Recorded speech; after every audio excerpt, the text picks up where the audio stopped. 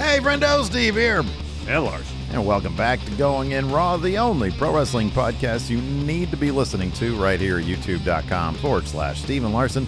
Available wherever podcasts can be found. And of course, most days of the week we go live at the Twitch and on the YouTube, youtube.com/Steve and Larson, twitch.tv/Steve and Larson. On today's episode, we're going to be talking about this week's Monday Night Raw, the last Raw before that. This is actually one of the things that I have a hard time saying with my throat now. WarGames. Yeah. Oh, wow. Because it goes up in the, whoa, it does that. Oh, yeah. And I think, then my voice wants to cut out.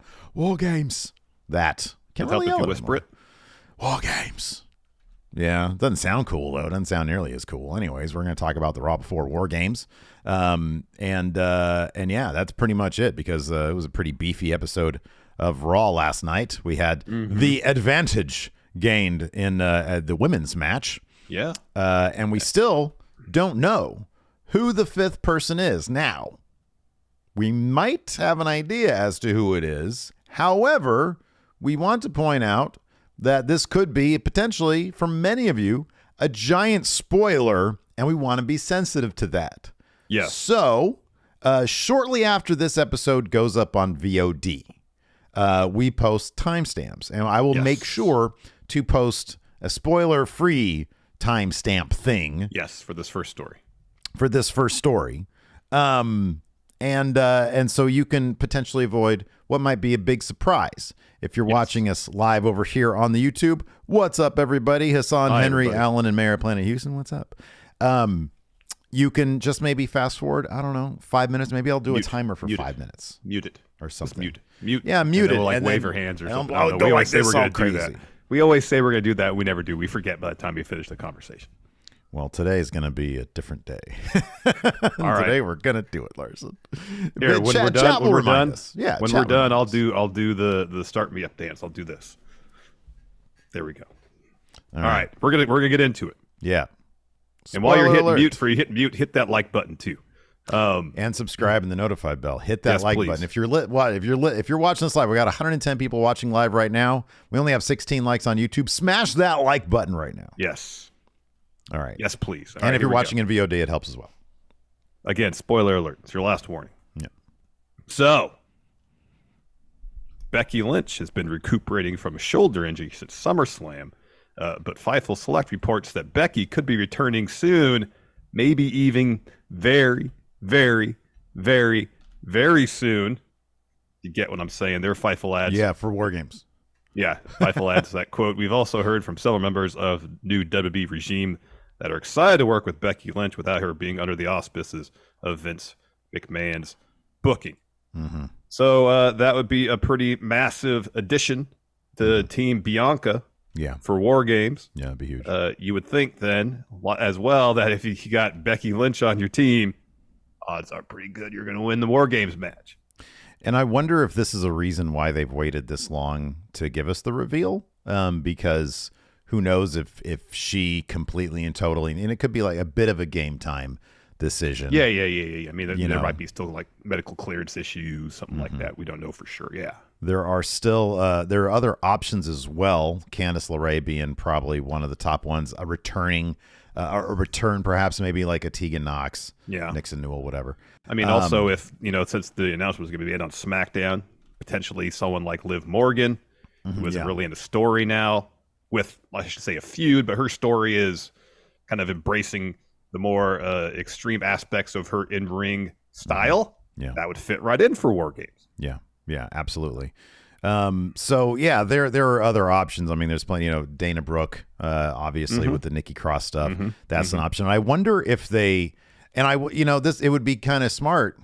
And this is what I actually really appreciate about what we've seen from Triple H so far, is that they've set up enough options so that even though, given how much they built it up, it might be underwhelming for it to be a Dana Brooke or a Candice LeRae, given that, we're waiting until SmackDown for it to be a big deal. At least they would make sense. There's a case to be made for both those options. There's a case to be made for Tegan Knox to come back. So I like that they've set it up. They've put some elements in place where no matter who it is, if it's any of the people we mentioned, okay, that makes sense. Of course, obviously Becky as well, motivated by what happened at SummerSlam, but also just because it's Becky Lynch, and what better time for her to come back.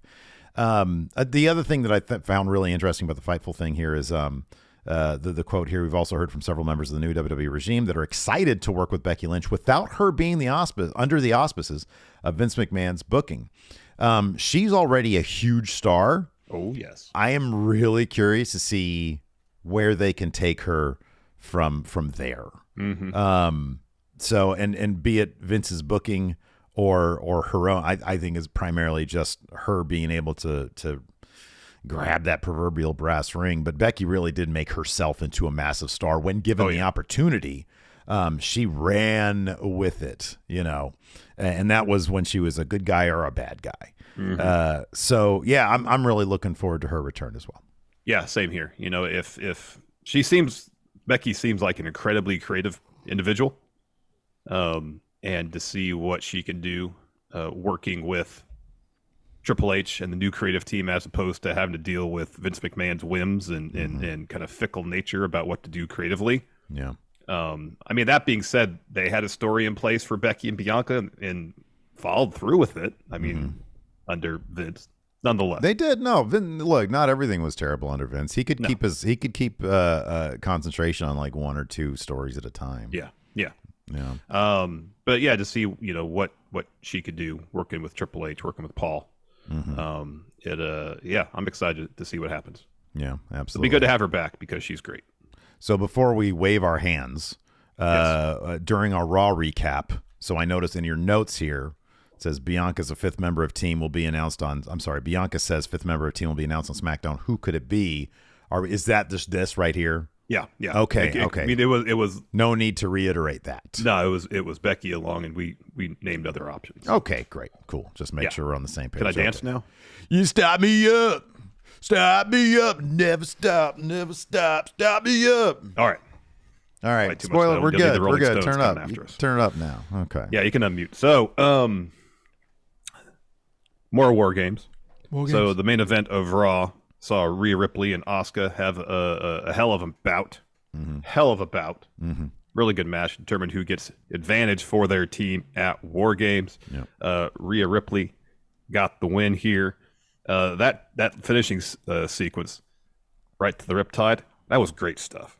Yeah, that was phenomenal. That was fantastic. Evading all the strikes from each other and then the so smooth bang right into the Riptide.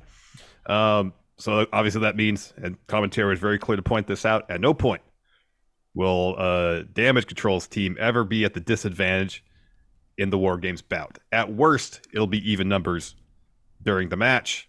But I think at 4 instances, they said they will have a one-person advantage. I thought going into last year's WarGames NXT, like the record for the team with advantage was like incredibly high. If you get advantage going to WarGames, it's not quite a guaranteed victory, but it's pretty darn close.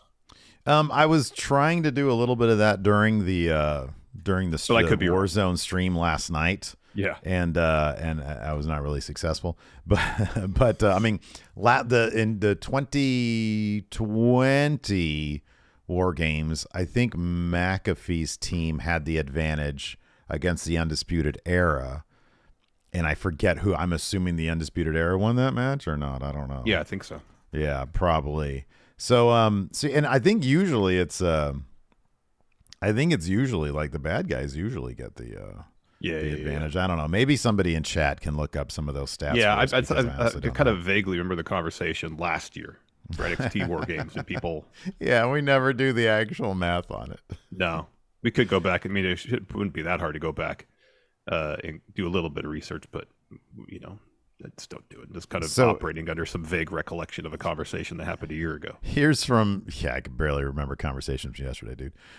Jesse in our YouTube chat says, I don't know, Undisputed Era lost a ton and usually had the advantage. Is that the truth? Did they usually lose? So the last year of NXT 1.0, Undisputed Era beat Team McAfee, but I'm pretty sure Team McAfee had the advantage there. All right. Maybe it's the opposite then. Oh, the team that usually doesn't. Maybe that's what it is. Here. Like I said, it's a vague recollection of a conversation from a year ago. Mr. Dope here has it right. We need a stat person, pardon the interruption. I know we do. Okay, so here we go. Kyle O'Reilly and Pete Dunne, who had fought in the ladder match to determine the advantage for this match, started off. McAfee's team had the advantage, but Undisputed Era won. Okay, maybe it's the opposite then. If you have So advantage, maybe you it's, lose. yeah. I don't know. That could be because I think usually that's how it usually is. Like the bad guys have the advantage, but then the bad guys end up losing. Mm-hmm. Maybe that's the situation. So that could be. Anyways, so yeah, and then we get the advantage match for the gentlemen this coming Friday on SmackDown. Tag match. It is a tag match. Drew and Sheamus versus the Usos. I think, isn't it? I think that's what it was. Yeah. Is that what it is? And then, so wait a second. Let me ask you this. Tomorrow's Wednesday. Are we going to try to get Triple H in to preview SmackDown since we're not going to do a show on I don't know if Friday? If there's going to be a preview for on Friday. Oh, man. Yeah. Well, we can maybe he could zoom in anyways and just have a conversation with you. I guess that could be. Yeah. And then this match was made as well. Seth Rollins defending his U.S. title against Lashley and Theory at WarGames. So this match, I don't know really what to make of this match. We answered a question yesterday on the questions video. Who could possibly lose their title before WrestleMania? Mm-hmm. Is there anything about this new Austin Theory, who I've seen in some of our chats and comments referred to as Evolve Austin Theory, because it's apparently is a bit more. Yeah. I just refer to him as Triple H Austin Theory because I feel like Triple H is probably just like, all right, just be a little bit more me, like me from around 2001 or so. How about that? Yeah. It's an Austin Theory who he even said last night, I hit rock bottom, and essentially his thesis is, I hit rock bottom. There's nothing to lose. And I'm tired of being referred to as the future. I'm taking what's mine right now, and I love that about him. I think it's been very effective. He's a much more palatable character, and one that makes a bit more sense. What do you think? I mean, do you put that United States title on him, or find a way to make him look strong in defeat, like Seth narrowly avoids losing his title, and Bobby Lashley somehow eats the pin here? We've seen this new vicious Austin Theory for 2 weeks or so. Yeah. And I kind of feel like up until Bob Lashley beat the hell out of him on Raw last night, that kind of the vibe I've been getting from Theory is, I have nothing to lose at this point, so I'm just going to go all out and whatever. And that intensity is going to give me the advantage. I feel like maybe he was a bit humbled last night after getting destroyed by Lashley. Yeah. I don't know. I get the idea that rock bottom, now I'm going to be intense and make this my time. That's a pivot for the character, but I feel like there's still room, and I hope there is still some room for some dimension and layers. Because right now, beyond just the motivation, his promos are good, but come off as a bit one-dimensional right now. And I feel like if he's, like I mentioned this last week or the week before, like if his a situation where he's like, okay, now I got to be vicious. Oh, viciousness ain't doing it for me. What's it going to be next? Do I have to be smarter? Whatever the next step is, I hope this is just one part of the journey as opposed to final destination for Theory. Yeah, sure. Yeah. No, I can see that. If this is the full iteration of this character, I mean, he's doing a decent enough job. I mean, it's been 2 weeks. Like, I just want to see progression in the story. You know what I mean? That's the thing, is that like you need to, and that it would be interesting for him to go through all that.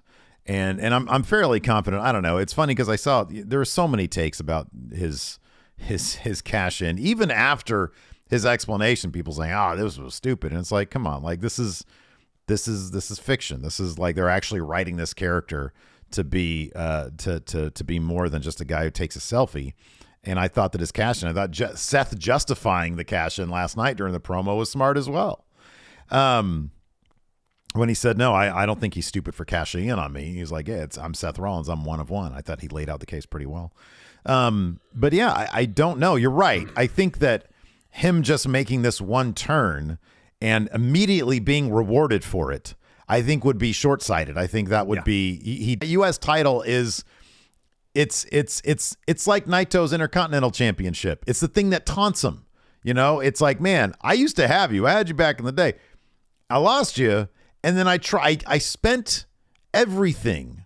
I mortgaged my entire career basically to try to get you, and I failed, and you're the representation of that. He should be chasing the hell out of this U.S. title, which, as you can see in our banner right now, is now the top title on Raw because I put Seth Rollins in the Roman Reigns spot. And so, yeah, I think you're right about that. I think that there should be more of a journey, more of a chase for him before he finally gets it, because it makes that moment and it makes that title an even bigger deal if he gets at it. That might even be at WrestleMania against Seth Rollins. You know, I mean, could you imagine if they make that United States Championship such a big deal that people are so invested in that match at WrestleMania, and then when he gets it, that title is everything. You know what I mean? Yeah. That's where you want that title to be on Raw. And I wonder if back when USA Network was saying, hey, we want a top title on Raw, Triple H is like, okay, just hold on a second. We'll make the U.S. title that. And I think that's what they're doing right now. Yeah, I would hope so, because if it's a simple thing where Theory is now more intense, more vicious, Austin Theory, bang, instantly rewarded with title. Well, there's not much of a journey. There's not an arc. There's not a whole lot of progression. Yeah. And if they're going to actually start adding layers to Theory's character, then they can't do that right away. You can't be rewarded for this right away for this turn. Yeah. You know, I still feel like he has to go through quite a journey to get what he eventually wants. And this journey has just started. So you give it time, tell the story you want to tell, and don't try to rush something. Just to, again, try to get him over as quickly as possible. Yeah. You know, because we saw how that worked last time when Vince was booking things. So, yeah. I mean, even last night when Lashley came out, before Lashley beat the hell out of him, and there was that back and forth with the promos, there's a couple lines that it felt like could have been in Theory's promo where they thought he might have got not exactly a face reaction, but like when he was talking crap to Lashley about Brock beating him and so on and so forth. I mean, I those lines feel like, you know, that were probably in there so people go, oh, ooh. You know, like, you know, that's a good kind of thing to kind of prod Lashley about. But there was no ooh, it was just boo. Yeah. Boo. Everybody's booing Theory, regardless of what he does.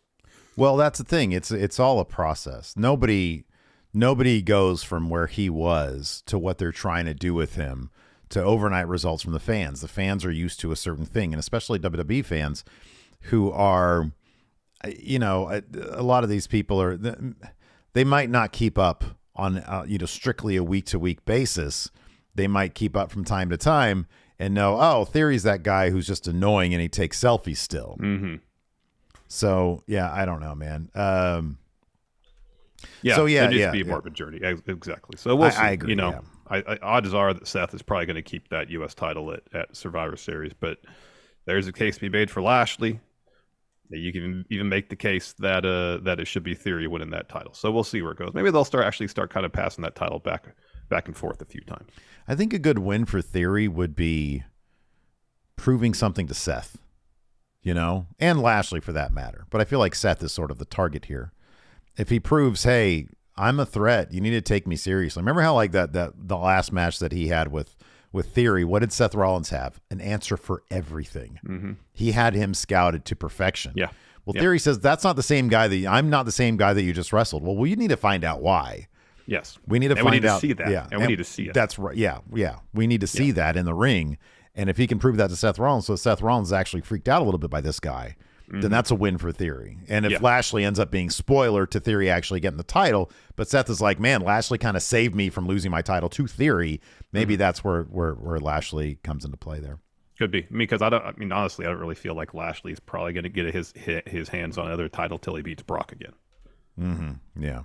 Probably. Although if you have Lashley and Brock feuding over the U.S. title, and that's elevating the belt there too. Yeah, exactly. Yeah, absolutely. One more thing here before we kind of get to the segment by segment breakdown. Kevin Owens opened the show and talked about why he joined up with Brawling Brutes and Drew McIntyre for the men's war game bout.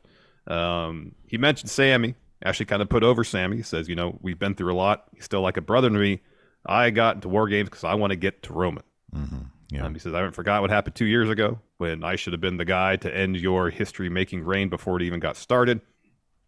And during this whole segment with the Brawling Brutes and Judgment Day, rather than getting like actively involved in a lot of it, he was sitting for a lot of it, he was sitting on the turnbuckle, he would react to some things. Like I think when Sheamus used the phrase "plastic patty," at that point Owens was standing behind him and kind of made a face. I think he asked what that meant. Yeah. But it wasn't like he seemed too invested in the dynamics going on between the individual brawling brutes. It seems like he's there because he wants to achieve something, not so much because he wants to help them out. He's not there for them. He's there for Roman. That's his sole goal, and this is a way to get to Roman and maybe, as he alluded to, prove his case for another shot at his title. And I thought he was excellent on commentary. I thought he was great. He always keeps it what feels like the most real you could possibly keep it on commentary. Oh yeah, he's great. Yeah, I loved his promo at the beginning. I thought it was really good. And he pointed out Sami Zayn. He's like, I'm not here for Sami. I still consider him my brother. What he's doing is his business. So he's basically divorced himself from trying to convince Sami to get out of there. However, it seems clear that once Sami does get jumped out, he's going to be there to help him pick up the pieces, which is just a great sort of human thing, So again, just characters with actual motivation, and you love to see that. It's stuff that makes sense, and you might not like all of it. And I'll point out one huge negative from last night's Raw. We didn't see a women's match until the main event. It's a 3-hour show, and they went 2.5 hours. And Rhea was out there at the beginning, and we had some stuff with Mia Yim, who now I guess is going by Mi Chin, which means crazy in Korean. That was her nickname last week, and again, makes sense. They said her name, and they gave her a nickname, and now she's carrying that nickname over. Let's talk about this really quick, though. Is this a positive or negative? Johnny Gargano's remixed version of his theme song with a dude singing. Oh. Just spilled a bunch of tea on me. Oh no. I mean, the stream went out for like a minute, and now I'm spilling tea on myself. Now you're spilling tea all over yourself. What's going on? What are you, me spilling tea all over your desk? I'm a dang mess. Here, all over your face too, huh? Talk about something. I got tea all over my shirt now. Oh no. Oh dear. Here, talk about well, you're the music guy. So just give the people your opinion on his theme song. I'll be perfectly honest. I saw that he was going to have a new theme, and I kind of caught the end of it, but by and large, I really didn't listen to it. I just noticed there was a different vocalist. It sounded a little bit different. I saw people were saying that it's a remixed version of Rebel Heart, but didn't really have a whole lot of similarities, near as I could tell. Like anything else, I guess it is what it is, and it's one of those things we'll eventually get used to. I know a lot of people really liked Rebel Heart. So I don't know if this would be a tough pill to swallow in that regard, but it remains to be seen. I don't know if it ends up working for his character. It's fine. That's the final judgment. That's fine. Yeah, I mean, it just it is what it is. I mean, it's not like, what, are we going to start a petition online to get his old theme back? I'm sure there are some business aspects of it too that maybe preclude them from using that from now on, or now that he's on main roster, they want this to be kind of a reset for John. And part of that is a new theme. Yeah. We're going to review all of Raw here in just a moment. But first, Larson, what say we pay a couple bills? Let's do it. All right. Let's take a quick break here to get a word from our sponsor, ExpressVPN. So we've spoken about the importance of using a VPN to protect your online security, but choosing a VPN you can trust is just as important. Yeah, and we trust the brands we recommend here on the show. And after using ExpressVPN for a while now, I could say that ExpressVPN is the absolute best VPN out there. Man. Yeah, here's the thing. There's a lot of cheap or free VPNs out there that make money off selling your data to advertisers, but not ExpressVPN. ExpressVPN doesn't log your online activity. In fact, they've developed trusted server technology that makes their VPN servers, get this, incapable of storing your data. Incapable, you say? I do. Incapable, huh? ExpressVPN is fast, too, because it now uses Lightway. Whoa.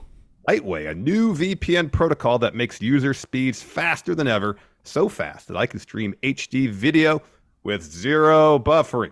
ExpressVPN is also extremely easy to use. You just fire up the app and you press one button and you're connected. That's right, man. So protect yourself with the VPN that we use and we trust. Use our link, expressvpn.com/GIR today and get an extra 3 months free on a 1-year package. That's expressvpn.com/GIR. Visit expressvpn.com/GIR to learn more. Let's talk Raw in full. Yeah, man. So it kicked off with a Kevin Owens promo. He said, this past Friday on SmackDown, I joined the WarGames match as a fifth man, and I did that for a very good reason. I'm not talking about Sami Zayn. He's my brother. I'm talking about Roman Reigns. He mentions that it's been 2 years since they had faced each other, and he says, this Saturday I'm going to remind you who I am. I'm Kevin Owens. I'm the guy who took you to the limit not once, not twice, but 3 times. I'm the guy who, if it wasn't for your bloodline, would have ended your history-making title reign before it even started. And I'm coming to WarGames to take out the entire bloodline, so the next time I get a shot at you, there's nothing stopping me from being the guy that kicks your ass and takes your title. He says, but last Friday, I got to go to SmackDown because I was extended an invitation by some guys, and I figured how rude I would be if I didn't return the favor. So tonight, I didn't come alone. It's fight night, Steve. It's fight night. Fight night. We get the fight night guys, the Brawling Brutes the guys, they come walking through the crowd down to the ring. Drew follows behind them. Ridge says it's fight night. Fight night. Fight night. And then Sheamus is like, do you smell it? There's a banger cooking in the stove because this Saturday night it's going to be one of the most career-altering matches in the history of WWE. They hype up WarGames. He says last Friday, I told Sammy that when he found out who the fifth member was, he'd crap his little loosey pants. And now we all know that the fifth member is Kevin Owens. So Drew gets on the mic. He says, I don't remember a time when Roman and the Bloodline weren't holding the top titles in WWE hostage. He says, abusing their power, abusing the number of games. He says, this Saturday, all that's going to change. You're looking at 5 lads that want to rip apart the Bloodline. And then he hypes up the match a little bit more. And then the Judgment Day come out. Yeah. And then Rhea says, hey, Drew, shut up. Yeah. He says, the only thing people are going to be talking about after Survivor Series is how many people I destroyed in the women's WarGames match. You and your buddies are lost. This is Raw, the show that we run. Yeah. I like this next bit from Priest. He says, yeah, this isn't play night. If you want to stay in the ring and look smacked, you do that somewhere else. Yeah, what does that even mean? I Because don't it's a know. great term. It is. It is. Here you rise and show respect to Judgment Day. And then Dom doing the scrappy do thing says, yeah, show respect for Judgment Day. And before someone gets hurt, you better go back to SmackDown. While you're at it, tell my deadbeat dad I said hello. So Finn says, I'm just here. I love Dom so much. Because he's been getting a ton of heat, too. Then Finn pumps him. He's like, yeah, that's right, Dom. They always validate Dom, and They love really that. do. They really do. And he looks for it, too. So Finn says, I'm only here because I got a message for AJ. You've been stealing from me for years, so at Survivor Series, you're getting taxed. Finn is coming to collect. And as for you 5 clowns, I hope the Bloodline smash you at Survivor Series. Before I forget, next time you show your ugly mugs around here, Judgment Day won't be so nice. They're so over the top villainous. It is so awesome. It's so much fun. So then Sheamus says, Finn, our houses are about 10 miles apart back in Ireland. But as 2 fighting Irishmen in America, they might as well be a million miles apart. See, I don't respect you because you're the type of plastic patty here in America that I've come to despise. So according to chat here, smacked means high. Which I kind of figured because smack is a term for yeah. That's great. So Finn says, plastic patty, here's a free lesson for you. Even salt looks like sugar, and I'm one salty Irish bastard. And Sheamus says, I've been salivating my entire career to get you in the ring and tear you apart one-on-one. But you know what? Since we're all here, why don't we do Judgment Day versus Brawling Brutes?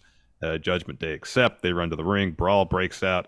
And then the Brutes send Judgment Day out of the ring. Raw rolls on. We come back and we get that match. 6-man tag team action. Yeah, I really love that promo, man. I thought it was good. I love that they're really putting together factions that all just make sense together, you know. Mm-hmm. And then you had this WarGames group, and it's good stuff. So yeah, like you said, we had that match, Judgment Day versus the Brawling Brutes. In this case, the weak link, Dominic Mysterio, gets one of the gnarliest 10 beats of the Bowery that I've seen. Ooh. Because he tries to get it, Dom's able to escape, he's able to get him back. And then he tries to rip his ring attire, but it's not ripping. So he just sort of holds him there, and he just lays into him. It annihilates him for 20. And before he does it, Kevin Owens on commentary, he's like, okay, shh. I want to hear this. I want to hear this. Oh, that's so good. So they hit him with that. Let's see here. After that, so Sheamus follows up that with a bro kick to get the win.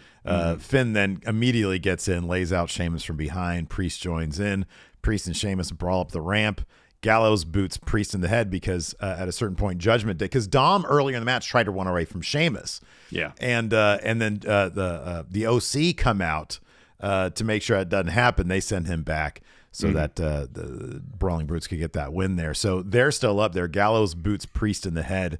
And then Kevin Owens, who had just been like chilling the entire time on commentary, saw an opportunity with Finn Balor in the middle of the ring. He got in there, drops him with a big stunner. Crowd goes crazy for that. I mean, really, like Kevin Owens was saying on commentary, oh, the Brutes have it under control. Yeah. They don't need me. I think this one that said give the crowd a stunner before they went home for the night. Next, we got a John Gargano interview. Gargano says The Miz realized he couldn't beat me last time we had a match, and in typical Mike fashion, he lied and used the turnbuckle, and that doesn't sit right with me, and that's why I challenged him to a rematch tonight. The only thing I want out of this thing with Loomis is to do the right thing, help an old friend, and get Dexter what he deserves. But we have a mutual understanding. I'm not going to get involved in his business next week, and he's not going to get involved in mine tonight. I want The Miz one-on-one, man-to-man, no bells, no whistles. So that match was supposed to be next, but before like Gargano has his entrance, Miz's music hits, and he's in a suit, and he's got his hand bandaged up, and he said he was doing a TikTok, like getting upset about the injuries on his fantasy football team, and sliced his hand on a cactus. He says, I'll be fine for my match next week against Dexter, but I'm not cleared tonight.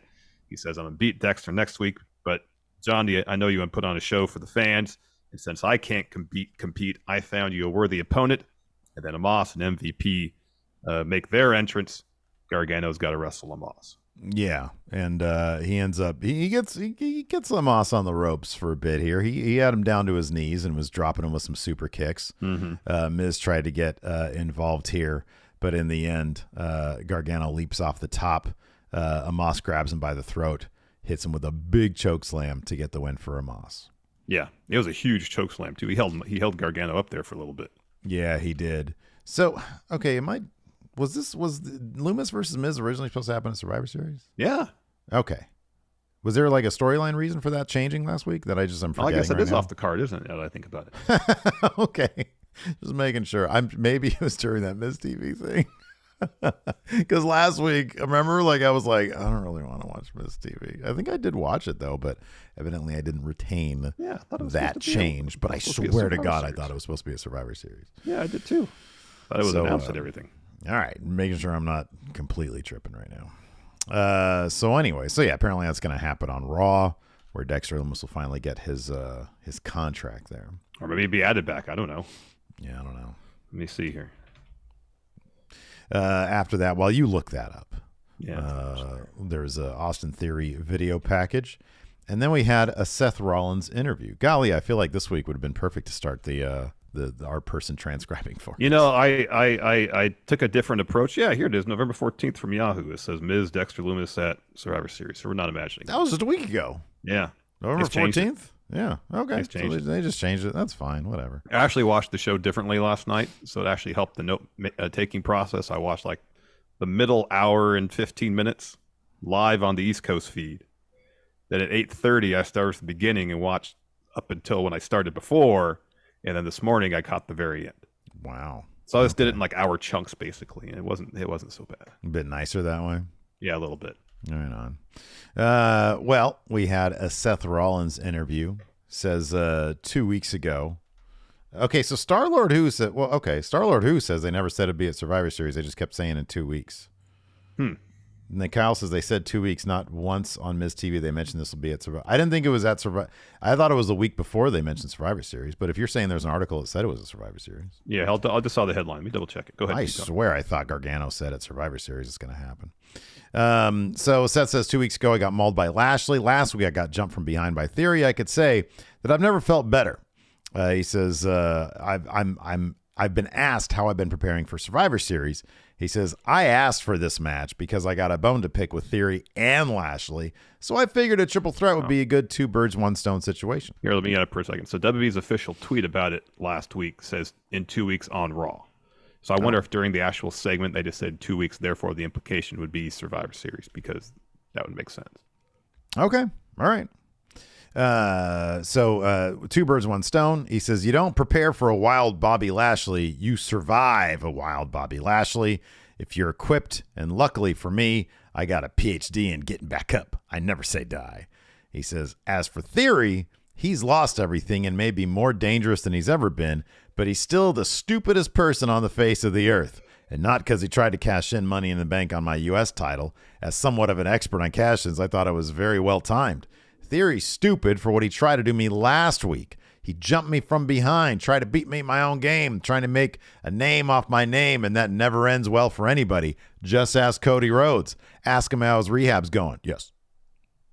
Cody actually beat Seth Rollins 3 times, though. Yeah, but I could see the claim for the last laugh. He had that giant boob hanging off his chest. Yeah, but Seth didn't do that. No, but he's been the reason that kayfabe reason Cody Rhodes has been gone for this long. The reason they gave was the sledgehammer after the fact. Was the sledgehammer the next I know. day? They didn't need it. Anyways, I know they didn't need to do that. I mean, you could see like how swollen and bruised up Cody's chest was. He's going to be out regardless. Kayfabe, brother. Kayfabe. So anyways, you going to tell that to Seth Rollins? I'm not going to tell it. I see how Seth Rollins. I see how Seth Rollins treats people when they try to tell him the truth, man. Gets indignant. He said, ask Cody if it was a good idea to pick a fight with Seth Rollins. He said, this Saturday we're not in the WarGames match, but I promise you this is going to be a war. 3 men don't like each other, all on the cusp. We could all snap at any second. Lashley's a brute. I know Theory like the back of my hand because I used to be Austin Theory. He says, the real question is, what are they going to do to prepare for me? Because I'm a one of one. And after Survivor Series, I'll still be United States champion. Theory's watching backstage the way a person normally watches TV, which is how everybody watches TV now in the WWE. But why is there a camera there photographing him watching TV? Oh, they want to get his reaction, which is exactly what they did here, because then he turned to said cameraman, says, Seth doesn't understand me. Nobody understands me because I've hit rock bottom, and it's the best thing to ever happen to me. I'm no longer the youngest this or the next big that. And Seth, I'm not that kid you've been in the ring with before. I'm a new man. I'll be taken seriously, and after Survivor Series, this entire business is going to know what time it is. It's LA Knight's time, yeah. I'm sorry, no, sorry. This is Austin Theory. Oh, darn, I wish it was LA Knight's time. He said, the disrespect ends here, and anybody who wants to step up. Sorry, imagine it was LA Knight in this position. I'm not the youngest this, the future that, yeah. We know you're not the youngest this. I know, that's why it'd be funny at 37 years old. That'd be amazing. That'd be great. I don't know, it'd be more ridiculous, that or him in a feud with Bray Wyatt. He says, the disrespect ends here. Anybody who wants to step up, get sent home. I'm looking at both Dolph and Seth. And Seth, I know you're watching. Lashley, you're probably out punching a hole through a wall somewhere. He says, but I know you're watching. Both of you pay attention to what I do to Mustafa Ali tonight. It's because it's going to be the same thing that happens at Survivor Series. It was interesting you mentioned Dolph when it was like weeks ago he wrestled. Well, it was 2 weeks ago he wrestled Dolph, whenever it was. Or was that last week? Was it last week? Might have been last week. I don't remember. Is Dolph going to find himself in this U.S. title match somehow? Dude, was it just like a weird Mandela effect? I swear I heard Johnny Gargano say at Survivor Series those words. People here in chat said that they did remember Gargano saying Survivor Series. But then other people saying that's what I thought, they remember the 2 weeks thing. Well, I'm going to go back and watch, because I still have it on my DVR or whatever. I'm going to go back and watch that shit. And there we go. We'll do that in the post show after we're done here.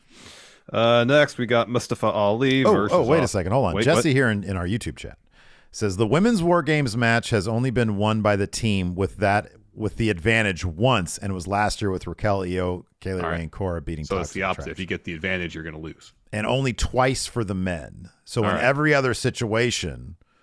if you go into it at the disadvantage, you win. Yeah. Got it. Yeah. So it's the opposite of what I said. All right. Yeah. Thank you. That was Jesse, you said? That was Jesse. Appreciate it, Jesse. Thank you. So then we get Mustafa Ali versus Austin Theory. There's a couple of really good sequences in this bout. That bit where Ali's in the midst of a comeback. Theory's looking for the rolling drop kick. Ali instead counters with the super kick. That was great. In the end, though, so Ali still got the rib tape. Theory, understandably, focusing on the midsection. At one point, Ali hits a 450 because of the damage to the ribs, slow to make the cover, And by the time he crawls over to be in position to make cover, Theory rolls out of the ring. Eventually, that leads to Theory hitting A-Town down to get the win. Despite my note to say Theory did not show up on the Tron, that was Bob Lashley. Be kind of weird if Theory's in the ring and on the Tron at the same time. Lashley shows up on the Tron, says, Theory, you got my... Dude, sorry, I don't mean to interrupt. Well, if we hire somebody to do the notes, I'm going to be sad when the errors aren't there because they're pretty funny. I know. Make me laugh sometime, too. So Lashley says, Theory, you got my attention. And if you want to be taken seriously, I'm coming to the ring. And let's give these people a preview of Survivor Series right now. Go to commercial. Raw rolls on. Come back. Lashley's walking down the ramp. Says, look at you, Theory. I'm kind of surprised you're still here in the ring. I thought you'd be in the first SUV out of town. But we got this new Austin Theory standing here all tough, like you want to fight. You wanted my attention. Well, you got it. But if you think you're going to stand between me and my U.S. title, kid, you're out of your mind. You had the briefcase. You could have cashed in. And all you had to do was pick up the scraps I left for you. You still couldn't get the job done. I like these blaming Theory for his interference. Right. I know. It's like, you did that last week. I know. And that's what Theory says. That's He's gaslighting him. He's gaslighting him. A lot of this stuff I wonder if they put in here because they thought it might get not exactly a face reaction, but a more positive reaction from a crowd. But even when Theory says, everybody knows that right now to be U.S. champ, it wasn't for you, Bob Lashley, people booed. Mm-hmm, yeah, like they don't want Theory anywhere close to that U.S. title. Yeah. He says, I remember but since you're out here, let's talk about you, Bob Lashley. I remember Brock Lesnar kicked your ass, and then right after that, you put up the U.S. title, and Seth Rollins beat you, and then that wasn't enough. Then you wanted redemption, so you went to slay the beast at Crown Jewel, and once again, you couldn't get the job done. But the thing about you and Seth is that both of you think you're going to step in the ring at Survivor Series with that same kid. That kid is dead and gone. I'm going to walk into Survivor Series. I'm going to be a 2-time U.S. champion. There's nothing either of you can do about it. So Lashley says, oh, is that right? You're going to walk out of Survivor Series? I don't think you're going to walk out of tonight. They start fighting. Lashley hits an overhead belly to belly on Theory into the barricade. He just starts wrecking Theory ringside, throws him to the timekeeper area. While Theory's in the timekeeper area, he gets a chair, blasts Lashley with it. Lashley no-sells it. And so Theory runs through the crowd to escape. Lashley runs up the ramp, and they meet up in gorilla position. Theory gets there first. Ali's sitting there like selling the effects of his selling the effects of his match. Theory gets them, shoves them into Lashley as Lashley's coming around the corner. So then Theory runs off, and then Ali's like, "What the heck, man?" to Lashley and pushes him. Yeah. Lashley then pushes Ali back to the stage, throws him to LED board a couple of times, and puts him in the hurt lock. Yeah, poor Ali just getting massacred. I don't know. It's this has to pay off some way, shape, or form for Ali. You would like to think so. The guy. Can they introduce another mid card now that the U.S. title is the top title? Can they introduce like a TV title or an All Pacific title, perhaps? Maybe something. Some of the mid card guys can win. So yeah. No, I don't know. That was a lot of stuff that was said. There's a lot going on there, yeah. You know, but again, like maybe a little bit too much of the exposition. It's just people saying what had already happened. But it's also like a good reminder, hey, that people aren't forgetting stuff conveniently like they used to do. Mm-hmm. You know? So I'm fine with it. White Brownie here in chat has a good breakdown of who won advantage versus who won the match. And it seems like if you walk into WarGames with advantage, the odds are you're going to lose. Okay. Yeah, that sounds so right. Thank you, White Brownie. It was the opposite of what I thought it was. Appreciate it. Remember the conversation last year. Just didn't remember how it actually went down. And you know what? We'll forget next year, too. Absolutely. After that, we had Alpha Academy. Sheesh, please. Versus Elias and Matt Riddle. I think now that I think about it, when I was mentioning what a win for Austin Theory would be, I was kind of on the right path. Seth thinks Austin Theory's stupid. If Austin Theory just proves that he's not stupid, maybe spell some difficult words. Do some tough math. In theory, when he was selfie guy, he was friends with Alpha Academy. You can have the quiz thing that Alpha Academy did against RK Bro. Yeah. So look, I'm not stupid. Have a spelling bee. So, anyways, we had where am I here? Oh, Alpha Academy versus Elias. Another week goes by. I'm just waiting for. I hope Elias turns on Riddle. Oh, I can't wait. I really want that to happen, but soon, because I don't really care about any of this stuff. I mean, this was a good match. They gave it plenty of time. I know, but I've seen so many variations on this match with these guys that, like, oh yeah. So the one that they gave way too much time was Drew McIntyre versus Baron Corbin. Yeah, that was like 2 commercial breaks. God. That, it felt like Kazarian versus Josh Alexander.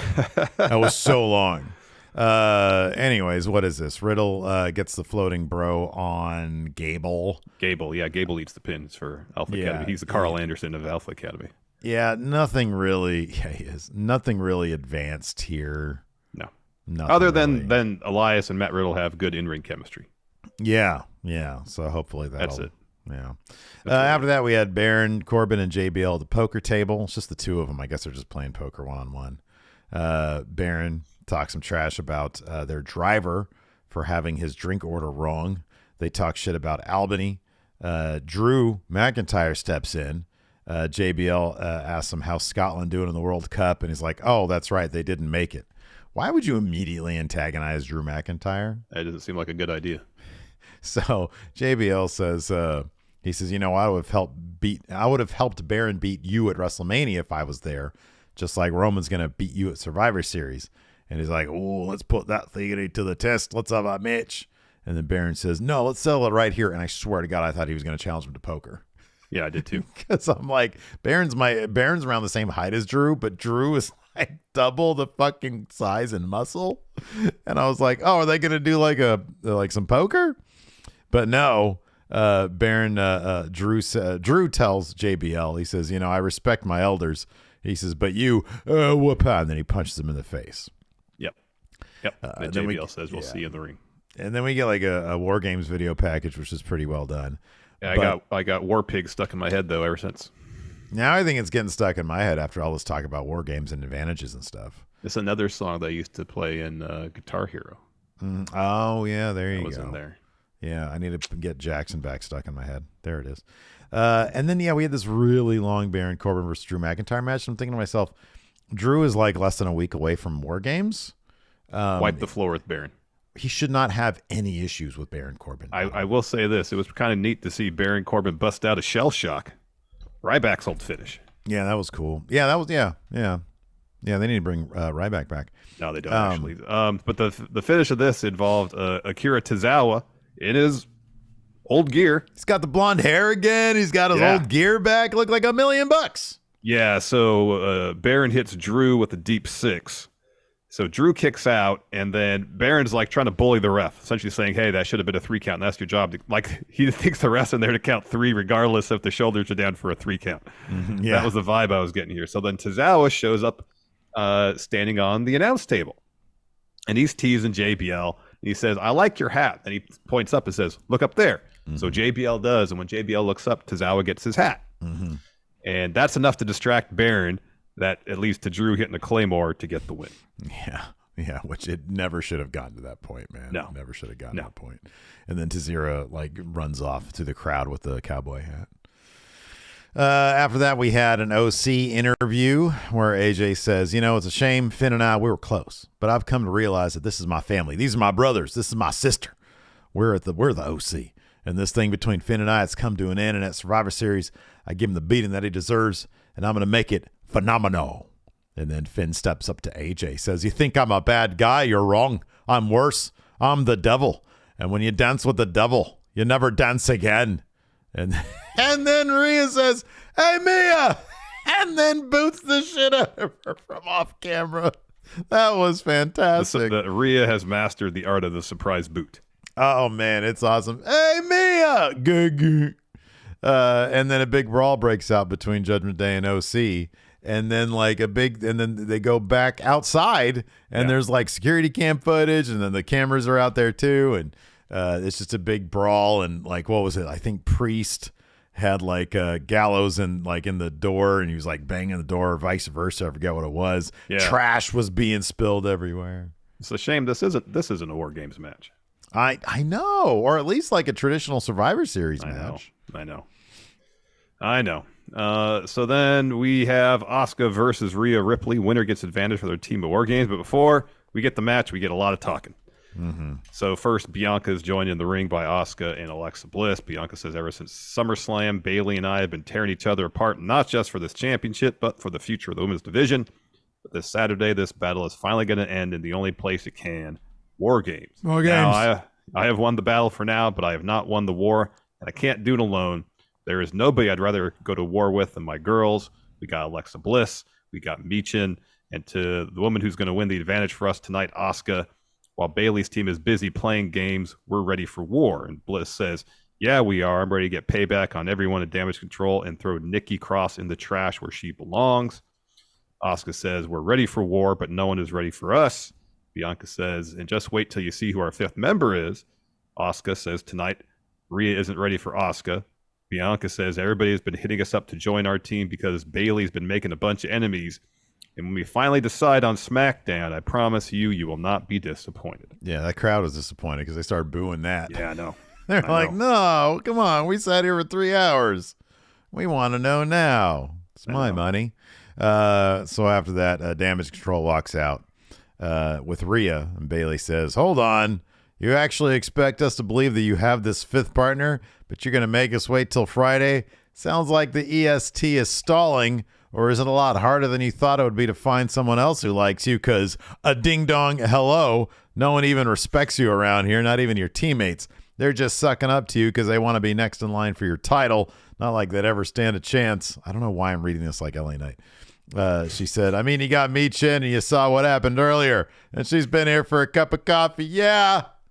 And you got Asuka and Alexa who have lost to my girls time and time again, all led by you, champ. Same champ is throwing Asuka right there into the fire. Golly, there was a lot of talking last night. This was like a 10-minute talky bit before. Yeah. And then Asuka started. Asuka says, shut up. Tells Rhea, let's do this right now. And then Rhea talks. It's just like at Mania, mommy's going to eradicate you. And then Asuka, and then they have that match. Yeah. Yep. And as mentioned before, the finishing sequence was great. So Asuka's looking for an Asuka lock. Instead, Rhea drives her into the corner. Bianca and Alexa come to ringside. Asuka hits a head kick, looking for an armbar. Rhea escapes that, and they're just throwing a bunch of strikes at each other and then just evading them. It was great. Yeah, it was fluid, awesome. Smooth, just perfectly executed. And Rhea, right into Riptide Bang, gets the win. Mm-hmm. Yeah. So then Damage Control pull Asuka out of the ring. That leads to a huge brawl between the two teams. Mia Yim comes to ringside. Her and Rhea brawl over the barricade through the crowd.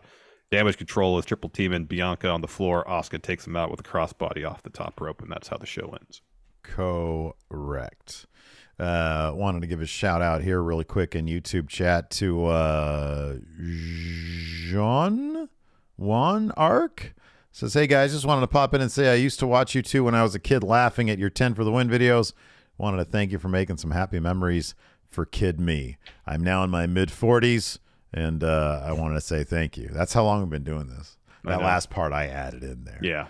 But sometimes thank you so much. Yeah, I know you've been doing this for quite a while. A long time. Quite a long time, indeed. We got a handful of questions here on the Patreon. You want to ask them and answer them? Let's ask them and let's answer them around here on the Patreon, patreon.com/Steve and Larson. We have a variety of reward tiers over there, including the ability to ask us questions if you can't make the show live. Mm-hmm. Let's see here. Oh, David Matushek's got a good one. Since Akira Tozawa finally ditched his ninja costume, what other wrestlers do you want to see shed other gimmicks people see as a hindrance? Right now, Baron Corbin needs to turn on JBL because this is doing absolutely nothing for him. It is. I was actually really looking forward to seeing what they could do with JBL and Baron. I feel like the poker stuff was starting to maybe get there, but they just come off as big losers. They really do. They come off as really dorks and losers. And I was like, man, I thought that they would make each other look cooler. But no, they're just dorks. So that's a really good one. It's now it seems like that since Baron doesn't have to do his own talking. Mm-hmm. It's like, did you listen to his trash talk in the ring last night? It was bad. It was like 2017 levels. It was bad. Yeah. Yeah. He's like one match away from saying you're not me again. Yeah, I know. Hey. We can resell that shirt then. Yeah, I guess so. We can make one of the his Enron logo. Gosh, it's so bad. It was really bad, man. Come on, dude. Just motorcycle riding Baron Corbin. I know. You know. It's easy. Yeah, it's pretty easy. They always seem to overthink Baron. I know. Who would you put him with? Let's say it's not JBL. Let's say you do put him with a legend. Oh, he doesn't have to be with anybody. I know. But let's say let's swap out.